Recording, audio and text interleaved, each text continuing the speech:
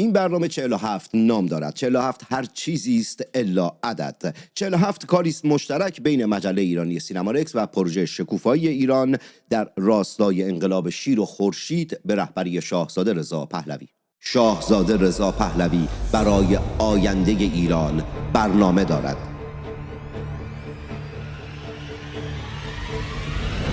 بازگشت ایران به ریل تمدن و پیشرفت بعد از پیروزی انقلاب شیر و خورشید در پروژه شکوفایی ایران با مدیریت سعید قاسمی نژاد. نام این برنامه پروژه‌ای است برای شکوفایی ایران. معرفی و تحلیل، گفتگو با نویسندگان و پژوهشگران این پروژه ملی و شنیدن اظهار نظر کارآفرینان جهانی محوریت این برنامه تخصصی در مجله ایرانی سینمارکس است. ایران فقط با خواستن شکوفا نمی شود، با توانستن است و ما ملتی توانا هستیم و من همچنان که نه همیشه برای شما محمد تنگستانی ام.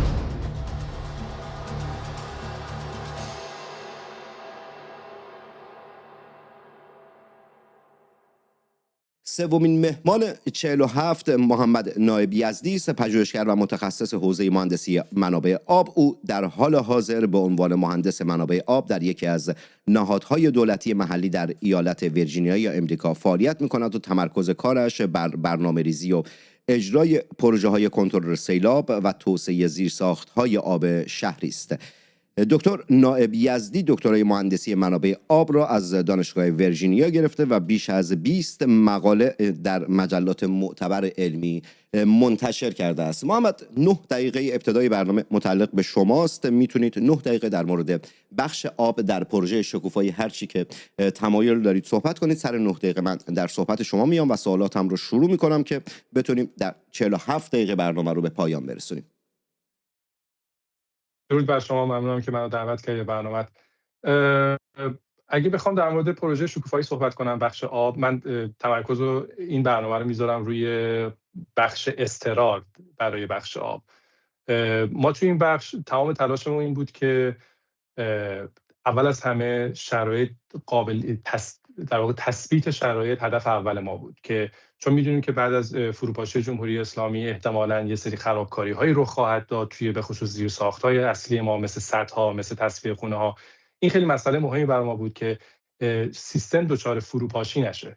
پس هدف اول ما بحث تثبیت شرایط بود و این رو هم بحث این حالا اختلال که جلوگیری از اختلال رو هم ما در هماهنگی هستیم با بخش امنیتی و نظامی دفترچه و دوستانی که اونجا همکاری میکنن با ما. بخش دوم، هدف دوم ما بود تداوم دسترسی مردم به آب شرب بود. این ساده ترین مبحثی که بود. کلا خدماتی که در حال حاضر مردم ازش برخوردارن باید تداوم پیدا کنه. حالا بحث آب شرب هستش، بحث بیمارستان ها هستش که مسائل بهداشتی هستش، این باید تداوم داشته باشه. بحث سومی که وجود داشت بحث شفاف سازیه، یعنی چیزی که سالهاست ما از دست دادیم. مردم در واقع اعتمادی دیگه به سیستم و حکومت ندارن و اون هم به خاطر اینکه شفاف سازی صورت نگرفته، به خاطر اینکه اطلاعات به صورت عمومی منتشر نشده، به خاطر اینکه مشارکت مردم سالهاست از بین رفته. این یکی از بخش‌های دیگه‌ایه که ما توی پروژه بهش در موردش صحبت کردیم. بحث حسابرسی از پروژه ها بوده. شما می‌دونیم که بسیاری از پروژه‌های بزرگ در جمهوری اسلامی وقتی اجرا شدن با فساد گسترده همراه بودن.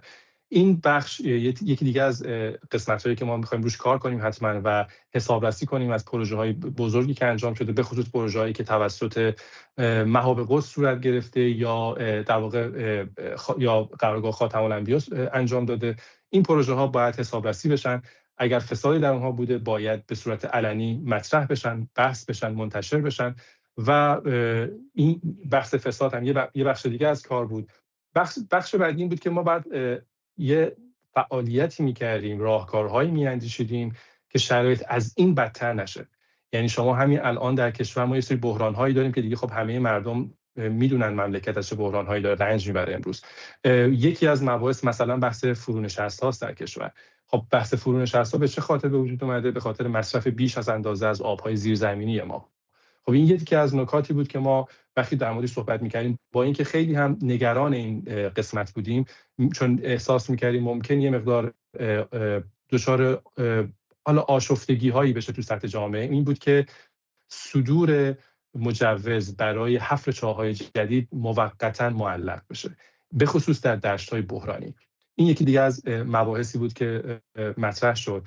بحث دیگه این بود که اون خودکفایی از در واقع تمام اسناد بالادستی باید حذف بشه. ما اصلا دیگه چیزی نباید به نام اینکه ما باید این هدف رو دنبال کنیم که به خودکفایی برسیم. خودکفایی غذایی مبحث امنیت غذایی برای ما مهمه، نه خودکفایی غذایی. حالا جلوتر صحبت می‌کنیم در مورد این قضیه اگر خواستی بعد بیشتر توضیح میدم.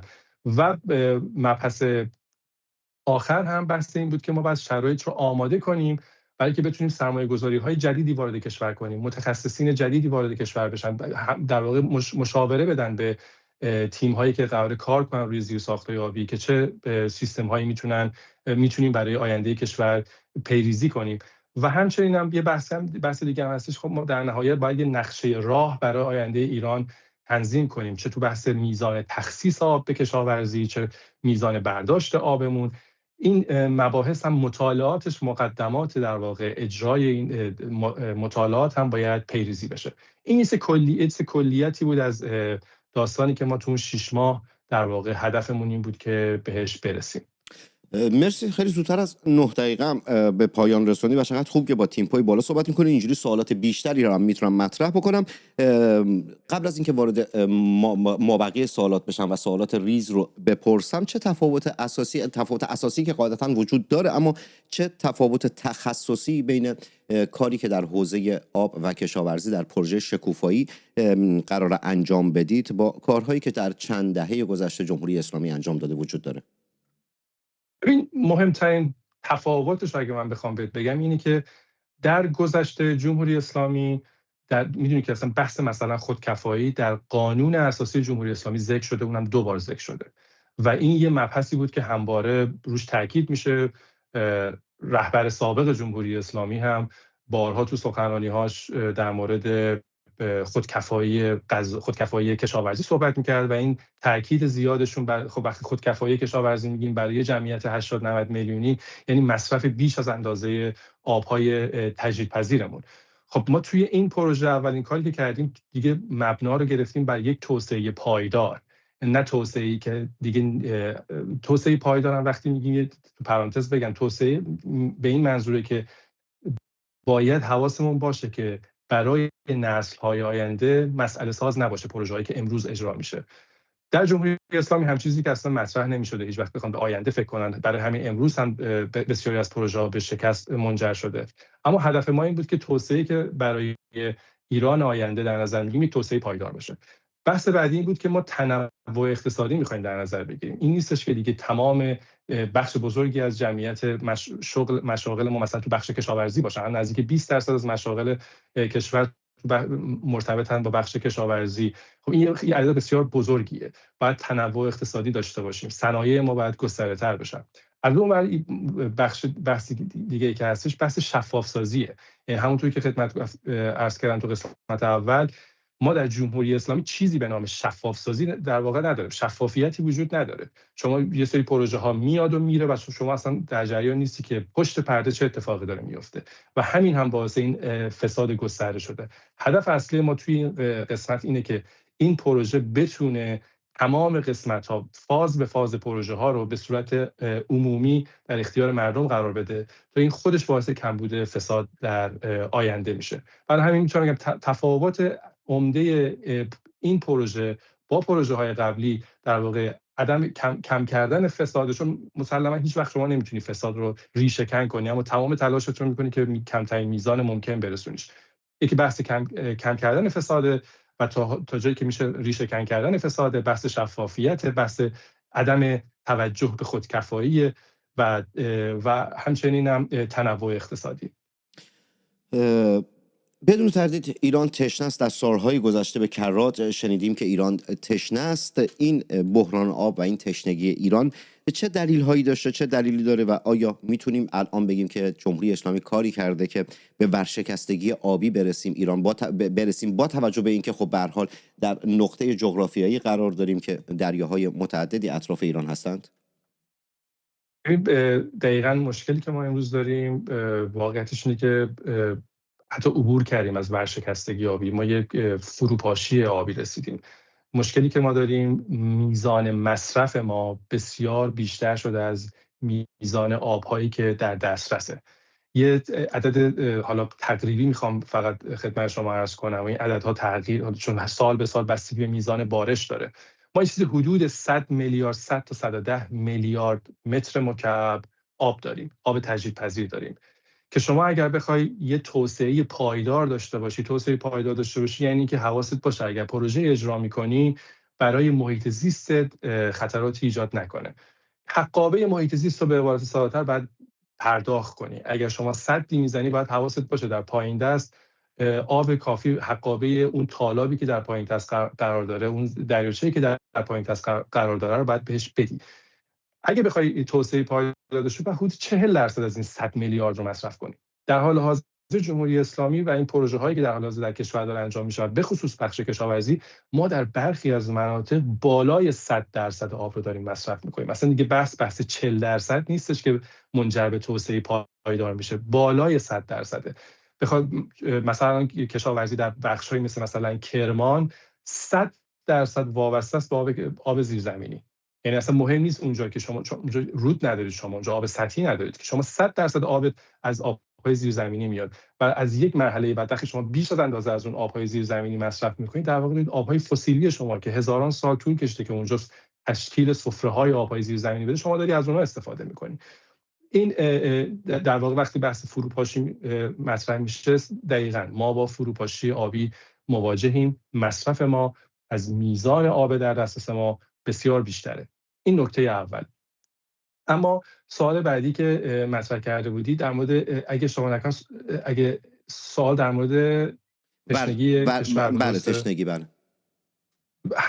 خواستم همین عرض کنم که بله ما دچار سال‌هاست که دچار بحران و ورشکستگی آبی هستیم. خب این ورشکستگی آیا قابل جبران؟ آیا واقعا میشه این رو کاری کرد؟ آیا با برنامه‌هایی که دارید، چون تک تک برنامه‌هایی که دارید همه روی کاغذ برنامه‌های خیلی خوبی است، خیلی اوکی، اما در اجرا بله آیا در اجرا هم میتونه موفقیت آمیز باشه یا نه؟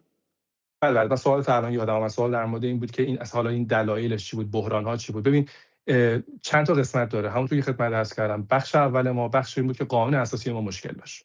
تو قانون اساسی تاکید شده بر خودکفایی.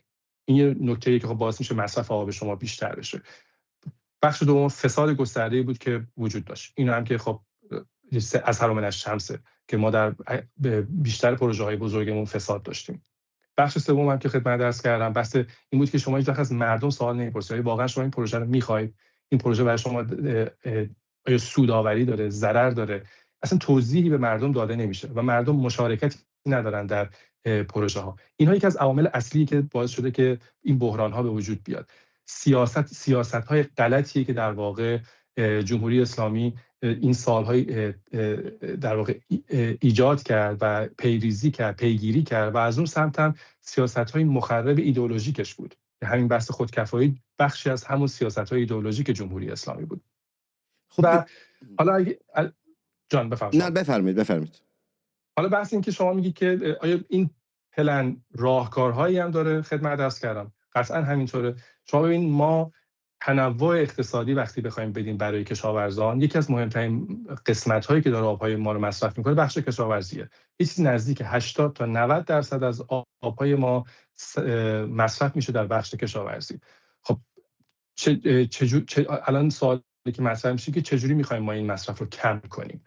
یه نکته قبل از اینکه من اینو ادامه بدم بهت بگم، این خیلی مهمه. ببین تمام کشورهای حوزه خلیج فارس، شما عربستان رو بگی، امارات رو بگی، حتی من یمن رو هم اضافه میکنم که کشور پرآبیه، تمام اینها روی هم نزدیک 5 الی 6 میلیارد متر مکعب آب تجدیدپذیر دارن. تمام این کشورها کشور ایران خودش به تنهایی بین 100 تا 110 میلیارد متر مکعب آب تجدیدپذیر داره. پس ما کمبود آب نداریم. مشکلی که ما داریم مشکل مصرف آبه. مدیریت مصرف ما همیشه غلط بوده. کجا بیشترین میزان مصرف رو داره؟ کشاورزیه. پس باید میزان مصرف آب در کشاورزی کاهش پیدا کنه. خیلی سوال میپرسن آیا برنامه شما اینه که مثلا کشاورزی تعطیل بشه؟ اتفاقا همین سوالو می‌خواستم ازت بپرسم، بذار پس سوالم رو بپرسم. این گونه که دارید میگه یعنی که باید کشاورزی تعطیل بشه یا باید بخشی از کشاورزان حالا 1 سال 2 سال یا چند سال به کار خودشون ادامه ندن. بعد اگر ادامه ندن وضعیت اون زمین‌ها چگونه میشه؟ اون زمین‌ها آیا باز قدرت و توانایی کشت رو خواهد داشت یا نه؟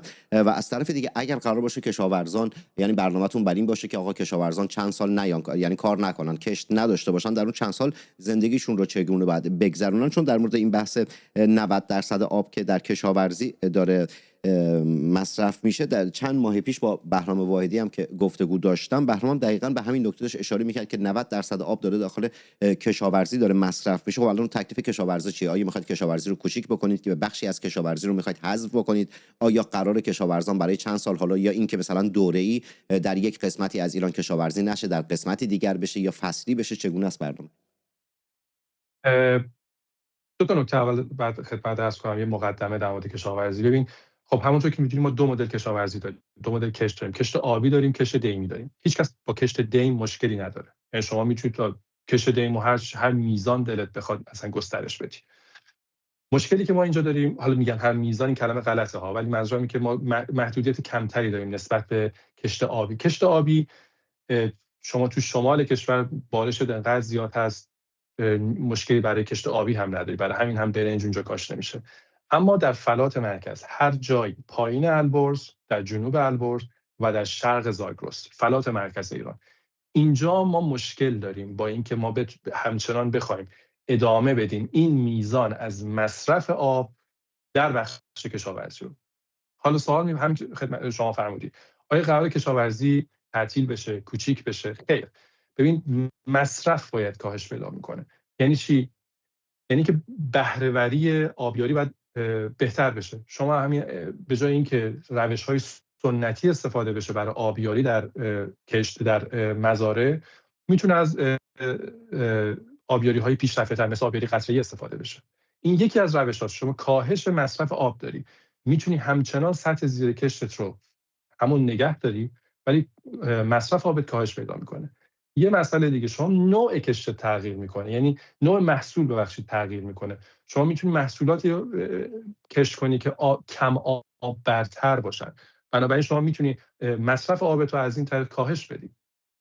یه بحث دیگه هم هستش، حالا در یه سری از مناطق واقعا دیگه شرایط بحرانیه، یعنی شما نمیتونی بیش از این اجازه بدی که آب برداشت بشه از آبهای زیرزمینی. اینجا دو تا حالت به وجود میاد. یک این که کاهش بدی، درخواست بکنی از کشاورزا که میزان برداشت آبشون رو کاهش بدن و ماوت تفاوتش رو بهشون پول پرداخت کنی.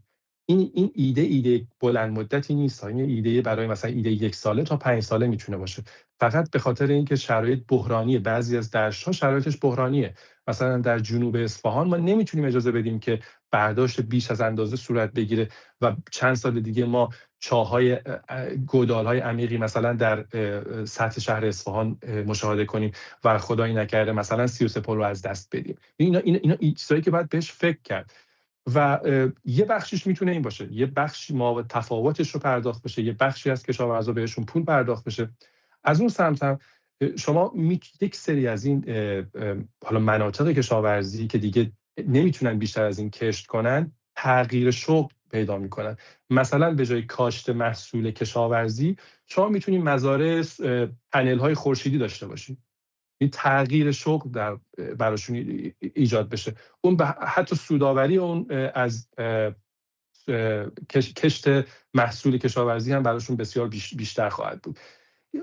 علاوه بر اینها شما اصلا وقتی شما صنایع جدیدی توی این مناطق تولید کنی، میتونی از کشاورزا درخواست کنی که وارد صنعت بشن. نیازی نیستی که این جمعیت بزرگ نزدیک 6 میلیون نفر ما در واقع آدم‌هایی هستن که مربوطن به توی این صنعت کشاورزی دارن کار میکنن.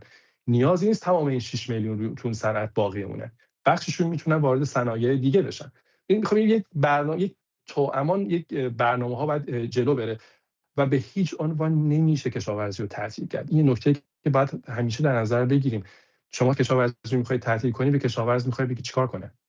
میخواید بگید خب این روستا مثلا تعطیل میشه دیگه، خب بعد اون که اون روستا باید چیکار کنه؟ جمعیتش باید منتقل بشه به شهر، باید برن توی حاشیه شهرها زندگی کنن. خب مشکلات امنیتی ایجاد میشه، مشکلات اقتصادی ایجاد میشه. شهرها همین الان کلان شهرهای ما نمیتونن جمعیت کنونیشون رو نمیتونن براش آب شرب تامین کنن. متوجه میخوام بگم این مسائل خیلی در هم تنیده است. برای همین ما در حالا فاز دوم به زودی منتشر میشه، اونجا برای بخش کشاورزی ما 10 تا راهکار ارائه کردیم که چگونه میشه مصرف آب در بخش کشاورزی رو کاهش داد بدون اینکه این صنعت تعطیل بشه. نگاه کن محمد، خب این که صنعت تعطیل نخواهد شد، به هر حال کشاورزی یعنی بخشی از فرهنگ و هویت ایرانی ما، بخشی از موسیقیمون ما مثلا کسانی که کشاورزها در شمال ایران موقع کشاورزی از موسیقی استفاده می‌کردن، یعنی که در فرهنگ ایران کشاورزی وجود داره. خیلی از موسیقی‌های فولک ما وابسته به این صنعت، به این شغل هست. ولی خب یک سری نارضایتی‌هایی هم قاعدتاً خواهد بود. با اون نارضایتی‌ها چگونه رفتار خواهید کرد و اینکه وضعیت زمین‌ها چی میشه؟ به یک کشاورز بگید آقا 5 سال کشت نداشته باش، بیا پولش رو ما بت میدیم، یا اینکه 5 سال بیا فلان کار رو انجام بده ما پولش رو بت میدیم، یا اینکه بیا این کار رو انجام بده سود بیشتری واسط داره. خب اون زمین چی میشه؟ یا اون زمین در سلامت کامل باقی خواهد موند؟ ببین نکته اولی که هستش، به خصوص ما تو دفترشم خیلی در موردش صحبت کردیم، بحث آگاهی رسانیه. یعنی این مهمترین بخش از داستان اینه که مردم نسبت به بحرانی که امروز کشور باهاش روبروه باید آگاه بشن. شاید خیلی شنیده باشن در مورد مثلا مبحث فروپاشی، در مورد فرونشست، در مورد بحرانی که در آب وجود داره، ولی خیلی باور هم نمیکنن. یعنی شما همین امروز هم بری به بخشی از شاید کشاورزی بگی که شما اینجا اگر دارید کشت میکنید و از این چاه مثلا آب برداشت میکنید، داره تو اصفهان فرونشست رخ میده، شاید خیلی باور نکنن. منظورم نسبت به حکومت کنونیه، چون اعتمادی به صحبت‌هایی که این حکومت و این افراد میکنه ندارن. برای همین اما حکومت بعدی که بره، به خصوص با رهبری شاهزاده رضا پهلوی که این اقبال و محبوبیت عمومی رو داره، این امکان برای ما وجود داره که بتونیم اول از همه با مردم صحبت کنیم، به خصوص با این قشر، با قشری که سالهاست در واقع ضربه خورده، آسیب دیده است و حتما هم در جریان هستی خود که سال 96 تقریبا میشه گفت اولین قشری بود که تظاهرات، اون اعتراضات بسیار رادیکال خودش رو شروع کرد، رفت توی نماز جمعه اون شعار معروف پشت به دشمن رو به میهن رو داد. خب ما با یه همچین قشری طرفیم و این قشر اول از همه بعد آگاه بشه واقعا ما دچار بحران هستیم و این آگاه سازی کمک میکنه که اون نارضایتیش نسبت به تغییرات اندکی کاسته بشه. این نکته اوله. نکته دومی که میگه زمین ها از بین میره، غیر قابل کشت میشه. ببین بخشی از این زمین ها در نهایت باید تبدیل بشن به مرتع. یعنی ما اجازه باید بدیم یا مثلا آبخیزداری در اونها انجام بگیره. یعنی اجازه بدیم که اون سیلاب هایی که اونجا جمع بشه و در نهایت برگرده به آبهای زیرزمینی. این یه نکته که اون زمین ها بخشش تبدیل میشه مناطق مرتع تبدیل میشه. و همونطور که گفتم یه ایده دیگه اینه که بخشی از این زمین ها به مزارع پنل های خورشیدی تبدیل بشه. بخشی دیگه از این روستاها میتونن برای در واقع توریسم ازشون استفاده بشه. چون این صنایع متنوعی رو باید ایجاد کنی، راهکارهای متنوعی رو ایجاد کنی تا بتونی برای کشاورز در واقع در نهایت اون کشاورز رو هم راضی نگه داری. اون بخش پولی که گفتم اون یه مابعد تفاوت، یه بخش بسیار یه راه حل کوتاه مدته. خیلی از کشورها حتی میگن یه پروسه مثلا 1 ماکسیموم 2 سال رو پیشنهاد میکنن، اون هم نه برای اینکه به طور کامل تعطیل بشه، فقط برای اینکه بخشی از مصرف آبشون کاسته بشه.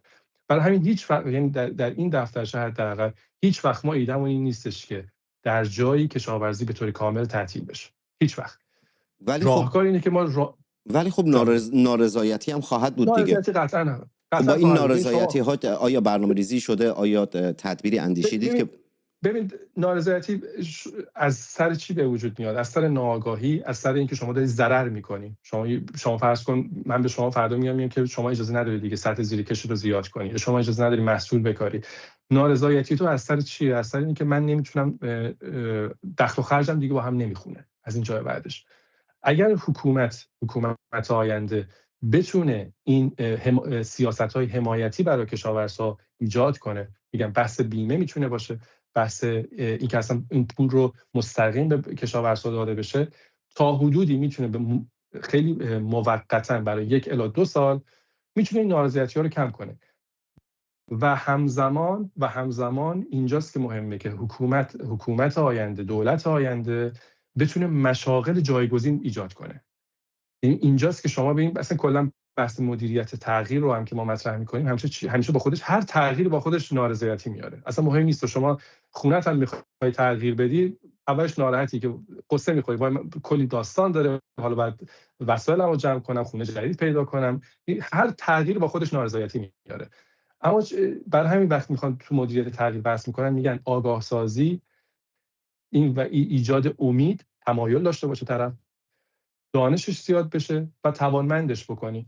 این مراحل وقتی جلو بره، اون کشاورز هم قطعا ناراحت خواهد بود، ولی وقتی ببینه چاره‌ای نیست، ناراحتیش رو هم میگم دولت میتونه با سیاست‌های حمایتیش کاهش بده. هیچ وقت این ناراحتی از بین نمیره. قطعا میگم این نارضایتی قطعا وجود خواهد داشت، اما راه حلی نداریم. در واقع بهتر بگم چاره‌ای دیگه نداریم جز این. محمد، در حوزه آب و یعنی آب فقط در حوزه کشاورزی تعریف نمیشه، به هر حال برای زندگی ایرانیان هم نیاز به آب دارن. در سالهای گذشته خبرهای زیادی در رسانه‌ها منتشر شد که امکان داره برخی از مناطق ایران اصلا غیر قابل زندگی بشه و اینا. تصور میکنید در 180 روز اول بعد از پیروزی انقلاب شیر و خورشید، دولت یا حکومتی که مستقر میشه به رهبری شاهزاده رضا پهلوی چه مشکلاتی خواهد داشت؟ مشکلاتش در کمبود آب شرب، در فروپاشی شبکه‌هاست یا در حوزه کشاورزی است؟ بعد این مشکلات آیا میتونه به ناآرامی‌های اجتماعی منجر بشه یا خیر؟ 100%. در دوره 180 روزه ما همونطور که خدمت عرض کردم، ما دنبال اصلاحات مثلا اساسی و بزرگی تو حوزه آب نیستیم. اصلا فرصتی نیست. 180 روز 6 ماه فرصت بسیار اندکیه. توی اون 6 ماه مهمترین دغدغه‌ها و مشکلاتی که ممکنه برای کشور به وجود بیاد تو بحث خدمات رسانی و فروپاشی زیرساخت‌های آبیه.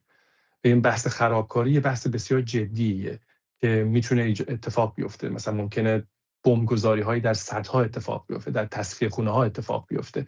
اون زمان خدمات رسانی و حتی در ایستگاه‌های پمپاژ آب اتفاق بیفته. اون زمان ما آبرسانیمون به شهرها رو باش دچار اختلال میشه. برای همین مهمترین چالشی که توی اون دوره 6 ماه ما باش روبرو هستیم، بحث تثبیت شرایط و تداوم خدمات رسانی و آبرسانی به مردم هستش. اینجاست که گفتم در بسیاری از بخش‌های این دفترچه ما مدام ذکر کردیم در هماهنگی کامل با بخش امنیتی و نظامی. این خیلی برای ما مهم بود که اون تثبیت شرایط اتفاق بیفته. نه میگم تو و از اون سمت هم اصلا تو اون 6 ماه یه نکته دیگه هم خدمت عرض کنم، به خاطر اینکه ما نمیخوایم هیچ آشفتگی در سطح جامعه اتفاق بیفته و تا جایی که امکان داره این نارضایتی ها به حداقل خودش برسه. مثلا ما در ساختارهای حکومتی مثلا بحث وزارت نیروی، که خود این سازمان منطقه آب، ما تغییراتی در این ساختارهای دولتی ایجاد نخواهیم کرد تو 6 ماه اول. از اون و همچنین تو بخش کشاورزی هم خب ما تخصیص آبی داریم دیگه، میزان آبی به بخش کشاورزی تخصیص داده میشه. تصمیم ما بر این شد که تو اون 6 ماه هم تغییری در اون تخصیص ها اتفاق نیفته، به خاطری که کشاورز حتی اگر هم قرار باشه خودش رو با شرایط تطبیق بده، مثلا شما به کشاورز میگی از سال بعد شما باید 10% یا 20% میزان مصرف آبت رو کاهش بدید. اون کشاورز نیاز به زمان داره که خودش رو تطبیق بده، نیاز داره که بدونه که چه محصول جدیدی باید بکاره و این مسائل چون زمان بر هستش، برای همین در اون 6 ماه ما تمام تلاشمون رو میکنیم که هیچ تغییرات اساسی ایجاد نکنیم و هدف تثبیت و تداوم باشه، از حوزه تداوم خدمات رسانی باشه. در ابتدای صحبتات در مورد موضوعات امنیتی و همکاری با اون بخش امنیتی و نظامی و نظارتی صحبت کردی. از چاه هم صحبت کردی. بخش عظیمی از کشاورزان در ایران وابسته به چاه هستن. آیا در پروژه شکوفایی مجوز صدور چاه آب برای کشاورزان رو کنسل خواهید کرد؟ اگر این اتفاق بیفته کشاورزانی که وابسته به چاه آب هستن چه کار باید بکنند؟ ببین، بحث چاه بحث یه مقدار پیچیده توی حال حاضر ایران. ما حدود 1 میلیون چاه غیر مجاز، چاه به طور کلی در ایران داریم. از این 1 میلیون نزدیک 50% مجازن، 50% غیر مجازن. خب اون 50% که غیر مجازن باید شناسایی بشن، باید حواسمون باشه که کجا هستن و درخواست بشه. حالا میتونه اول با گفتگو باشه، بعدش با جریمه ممکنه بشن اون افراد و ازشون خواسته بشه که برداشت آب از طریق اون چاه‌ها رو در واقع جلوگیری بشه از برداشت آب از طریق چاه‌های غیر مجاز. بخش دیگه، مشکل دیگه‌ای که داریم، خود چاه‌های مجازمون هم بخشی از برداشتشون غیر مجازه، یعنی بیش از اندازه برداشت میکنن. با این قضیه هم باید برخورد بشه. میتونه اینجاست که حالا ما در قسمت دوم ما راه حل های ارائه دادیم. بحث کنتورگذاری، بعد کنتور گذاشته بشه، بعد نظارت عمومی بشه، نظارت مداوم بشه تا بتونیم مشخص بشه که چه میزان هر چاه داره آب برداشت میکنه. این دو تا بحثی که در مورد حالا چاهایی که در حال حاضر در کشور وجود داره و ما نمیتونیم اجازه بدیم. الان نزدیک بین 40 تا 45 میلیارد متر مکعب آب از آبهای زیرزمینی ما داره برداشت میشه. این عدد بسیار بسیار زیاده. این عدد حداقل باید نصف بشه. خب این بحث نظارتی رو خود چاه هاست، چاهایی که در حال حاضر وجود داره. از اون سمت نکته‌ای که وجود داره، ما در حال حاضر هم شرایطمون بحرانیه. یعنی من خدمت عرض کردم ما دچار فرونشست‌های بسیار بدی هستیم، نزدیک بین 10 الی 15% در واقع مساحت کشور الان از فرونشست رنج میبره. این عدد بسیار بالاست. برای همین شما به خصوص تو دشت‌های بحرانی شما دیگه نمیتونی اجازه بدی چاه‌های جدید اونجا حفر بشه. شما دیگه نمیتونی اجازه بدی آب بیشتر از این میزان برداشت بشه. برای همین در اون دشت‌های بحرانی حداقل صدور مجوز موقتا معلق میشه. یعنی موقتا ما نمیتونیم هیچ پروانه جدیدی برای صدور چاه صادر کنیم تا مطالعات انجام بشه. مطالعاتش هم پیچیده‌ای نیستش. مطالعات توی دشت‌های مختلف انجام میشه، مثل چاه‌های در واقع زده میشه اونجا، نمونه گیری انجام میشه از آب‌های زیرزمینی، سطح آب زیرزمینی تو دشت‌های مختلف اندازه‌گیری میشه، دشت‌های بحرانی شناسایی میشه، دشت‌هایی که بحرانی تر شناسایی میشه و تو اون دشت‌هایی که خیلی شرایط بحرانیه دیگه نمیتونیم ما اجازه بدیم که چاه حفر بشه. اما اگر در جایی ما احساس کنیم که نه اونقدرها شرایط بحرانی است، میتونه اون قضیه حفر چاه ادامه پیدا کنه.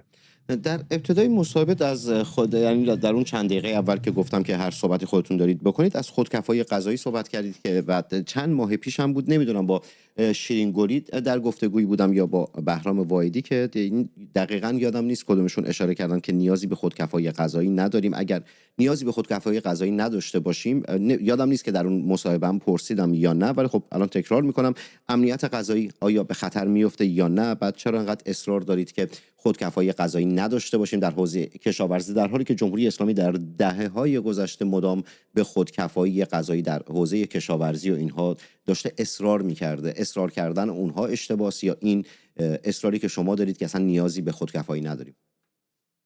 یه حد تعادلیه.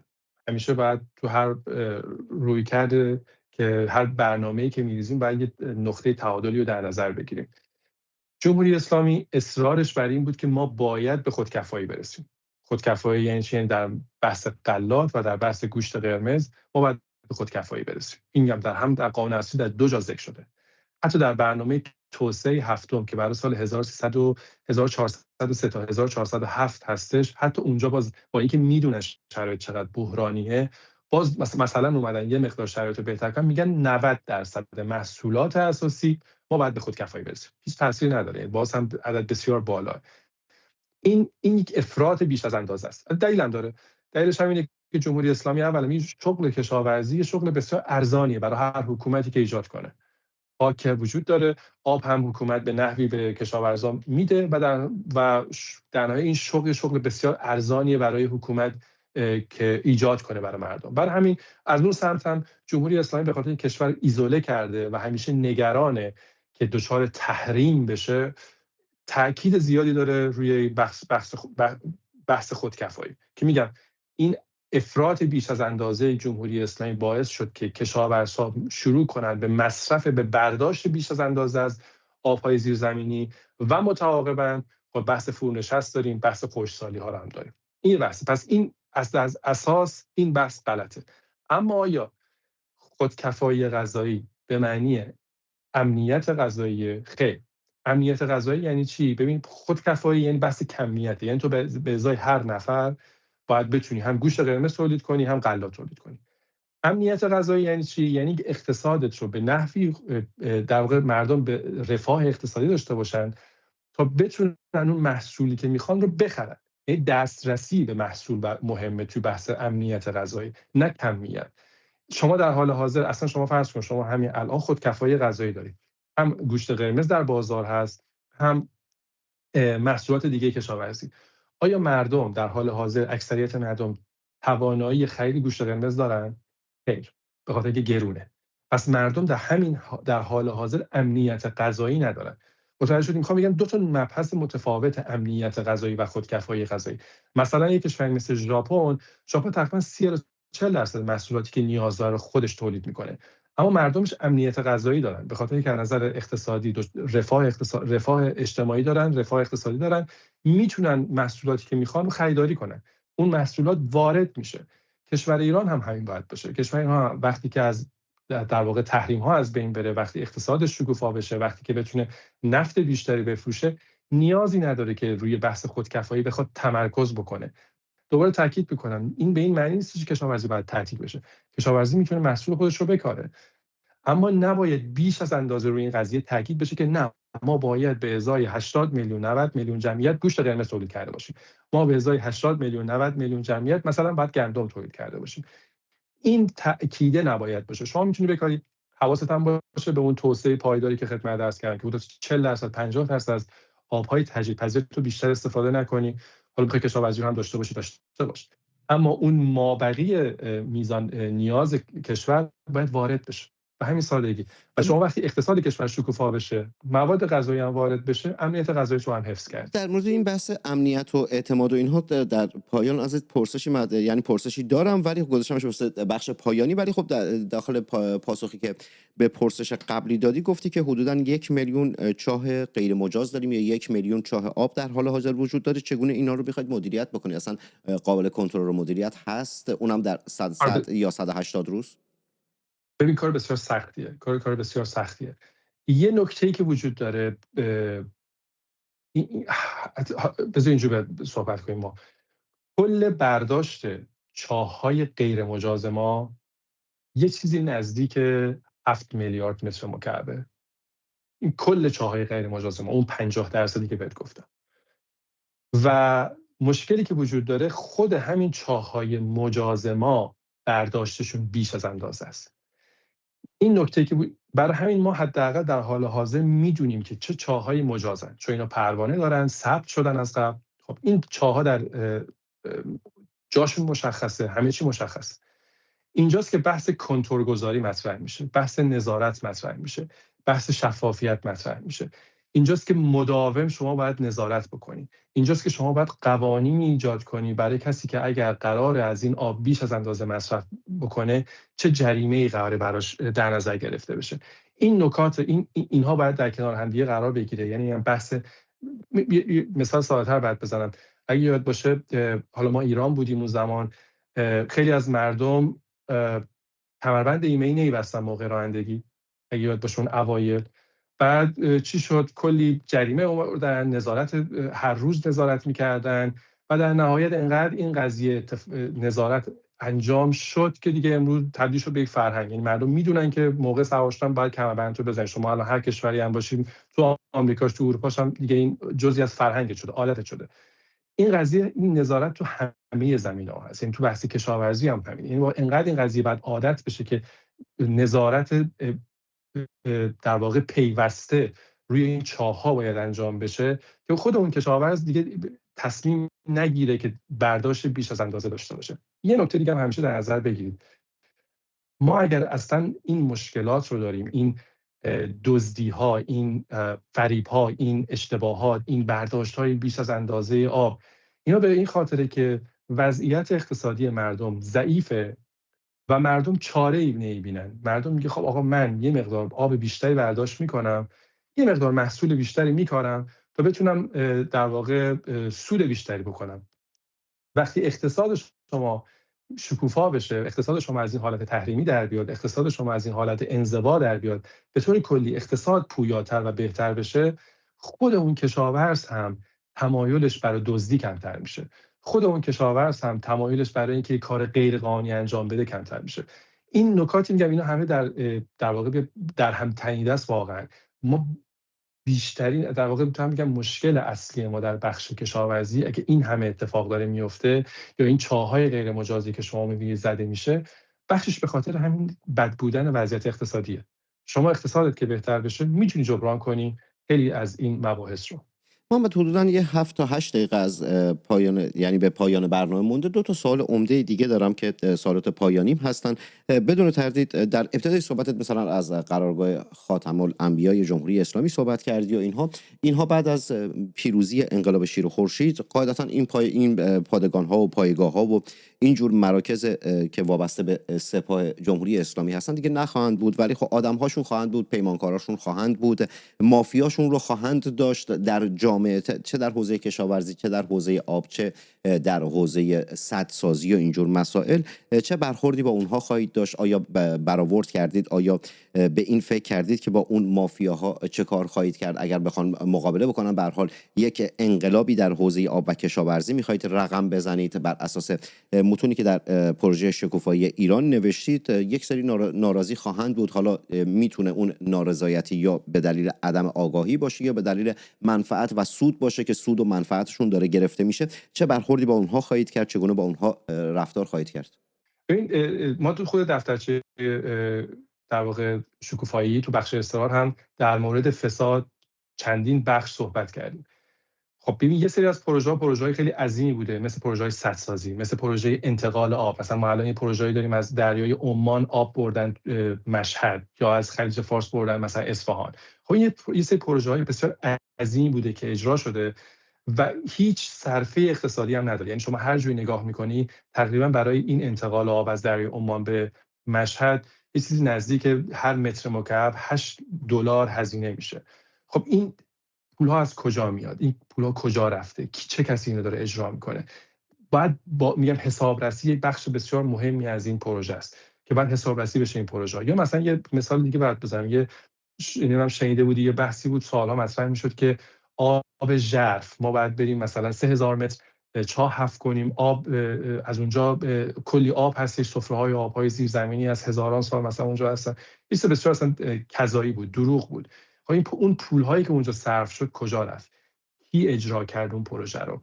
اینها اسامی این افراد باید در بیاد، باید لیست بشه، باید مشخص بشه. اسامی این افراد باید به اطلاع رسانی بشه. این پروژه ها، این فسادها باید به حالا اون قوه قضاییه که حالا هر اسمی میخوان براش بذارن، به اون مراجع قضایی در واقع باید فرستاده بشه. این یه راه اوله برای که با اون در واقع سران مافیا، اون کسانی که این پروژه های در واقع پر از فساد رو ایجاد کردن در ایران و هدایت کردن این پروژه ها رو، این تصمیم سازان در واقع بودن، اینها باید شناسایی بشن. خب همونطور که خودت عرض کردید، خاتم الانبیاء چون بخشی از سپاه پاسدارانه خود به خود منحل میشه و بیشتر پروژه هایی که اونها در حال اجرا هستن یا اجرا کردن، اگه اجرا کردن حسابرسی میشه، اگر در حال اجرا هستن متوقف میشه. این یه بحث دیگه است. میگم حالا فقط بحث خاتم الانبیاء نیست. مثلا ما الان یه شرکت دیگه داریم مثل جهاد نصر داریم، هم مهاب قدس داریم، شرکت‌های زیادی هستن. پروژه هایی که بزرگ هستن اونها باید حسابرسی بشه. حالا ممکن چند تا پروژه کوچیکی در واقع در حال اجرا باشه، تو اون 6 ماه زمان بررسی برای اون پروژه کوچیک نیست، اما برای پروژه بزرگ قطعا. و شما وقتی که سراغ این پروژه‌های بزرگ بری، افراد هم شناسایی میشن. این افراد، اون هیئت مدیره این پروژه ها کیا بودن، چه کسانی در واقع اجرا کردن این پروژه ها رو، اونجا میگم اسامی لیست میشه، به سیستم های قضایی حکومت بعدی فرستاده میشه و با اونها برخورد میشه. این بحث برای همین بحث شفافیت رو مطرح کردم و اینکه مدام تمام این قسمت ها، تمام این حسابرسی ها باید علنی، به صورت علنی برای مردم منتشر بشه. یعنی وبسایت های در ایجاد بشه و اینها مدام منتشر بشه این اطلاعات. 2 دقیقه تا 3 دقیقه بیشتر وقت نداریم تا پایان برنامه. سوال پایانی که ازت دارم اینه که در طول صحبت‌هات در چند تا از سوال‌هایی که مطرح کردم گفتی که بحث اعتماد و اعتماد مردم رو مطرح کردی که وقتی مردم اعتماد داشته باشن این گونه نخواهند بود، وقتی کشاورزان اعتماد داشته باشن خیلی راحت‌تر برخورد می‌کنن. اعتمادی وجود نداشته. در 100 و 180 روز اول در حوزه آب و کشاورزی در پروژه شکوفایی ایران چه کاری می‌خواید انجام بدید که ملت و کشاورزان اعتماد داشته باشن و اعتماد بکنن به شما و یعنی همکاری بکنن که بتونید طرح‌ها و ایده‌هاتون رو جلو ببرید؟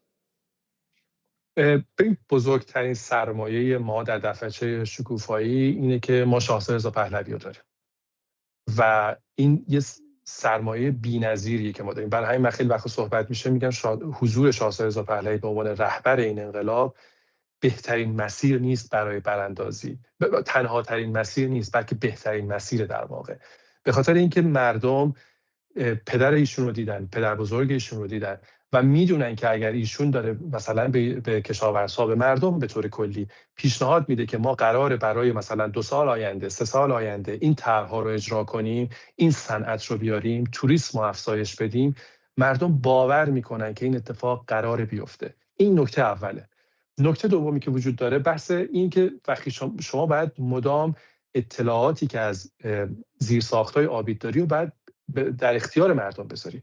مثلا ما اصلا نمیدونیم سطح آب‌های مخازن ذخایر پشت سدمون چقدره. ما نمیدونیم سفره‌های آب زیرزمینیمون سطح آبش در چه حدی در بسیاری از دشت‌ها. این اطلاعات باید مدام عمومی بشه، باید مدام در اختیار مردم قرار بگیره. این خودش کمک میکنه مردم آگاه بشن و به این باور برسن که این حکومت، این دولت جدید قصد شفاف سازیه. علاوه بر شفاف سازی پاسخگو باشیم. یعنی اگر شما یه پروژه‌ای رو یک جا اجرا نمی‌کنی یا اجازه نمیدی اجرا بشه، 1 سال بعد، 6 ماه بعد باید بگی که خب من این پروژه ها مثلا برداشت آب شما کاهش پیدا کرد، چه میزان سطح آب زیرزمینی افزایش پیدا کرد. این پاسخگو باشید. یا اگر مردم اعتراض میکنن که شما باعث شدید مثلا من فلان محصول رو نکارم، سود من کاهش پیدا کرد، باید پاسخگو باشید، باید سیاست‌های حمایتی براش داشته باشید. ولی همین میگم که ما اول از همه سرمایه‌ای داریم به نام شاهزاده رضا پهلوی. دوم از همه خود این پلن، خود این برنامه مدام از شفاف سازی صحبت میکنه، مدام از اطلاع رسانی صحبت میکنه و گام سوم بحث برخورد با فساده. وقتی مردم اینو مشاهده بکنن که حکومت جدید، آدم‌های جدید، دولت جدید داره با فساد برخورد میکنه و دیگه هیچ رحم و مروتی در واقع برخورد با فاسدین نداره، این هم خودش بحث دیگه از اعتماد سازیه. شما این باور میرسی که این آدم‌ها آدم‌های ایران دوستی هستن، آدم‌های فاسدی نیستن. اگر هم تصمیم میگیرن برای بهتر کردن شرایط ایرانه. یه جمله آخر فقط بگم. شرایط داخل ایران، محیط زیست ما، در کاری که در حوزه آب داره انجام بگیره، یک جراحیه. و این جراحی قطعا خونریزی داره، قطعا بعد از این نقاهت، دوره نقاهتش ممکنه حتی شما حالت بدتر بشه، اما چاره ای نیست. شما نمیتونید دیگه شرایطی که در حوزه آب داریم رو با چسب زخم جلو بریم، چند تا مسکن بدیم، بگیم نه حالا بذاریم مراقب باشیم آشوب نشه، مراقب باشیم فلان نشه. نمیشه دیگه اجازه داد که این شرایطی که در حال حاضر در ایران وجود داره ادامه پیدا کنه. بلکه اگر ادامه پیدا کنه ما با فروپاشی سرزمینی مواجه میشیم. اون زمان دیگه مهم نیست اصلا شما به آزادی برسی یا نرسی، سرزمینی نداری که اصلا بخوای حکومت بکنی روش. متشکرم. در کمال احترام دکتر محمد نایبی یزدی مهمان قسمت سوم برنامه 47 بود. مابقی قسمت‌های برنامه 47 رو میتونید در یوتیوب مجله ایرانی سینما رکس تماشا بکنید. یه نکته رو بگم و بعد برنامه رو به پایان برسونم. اصولا من در برنامه سازی و در برنامه هام بیوگرافی مهمان ها رو مطرح نمی کنم، اما به این دلیل در این برنامه میگم که بدونید که در پروژه شکوفایی ایران چه افراد نخبه تحصیل کرده و پژوهشگری حضور داشتند که در این پروژه سهم داشتند در نگارش این پروژه و این پروژه چرا میگیم پروژه با اهمیتی است و چرا انقدر شاهزاده رضا پهلوی نسبت به این پروژه تاکید دارن. تا برنامه دیگر، ملت شریف ایران درد و بلاتون به جونم بخوره، ملت شریف ایران بی قضا بلا باشید، ملت شریف ایران مرواتون به همه روزه جنگ زده. تک تک شما محمد تنگستانی هستم، شاعر و روزنامه نویسی که به زودی زود در شهر خودش آبادان و کشور خودش ایران برای شما برنامه خواهد ساخت و در ابتدای هر برنامه خواهد گفت اینجا آبادان است.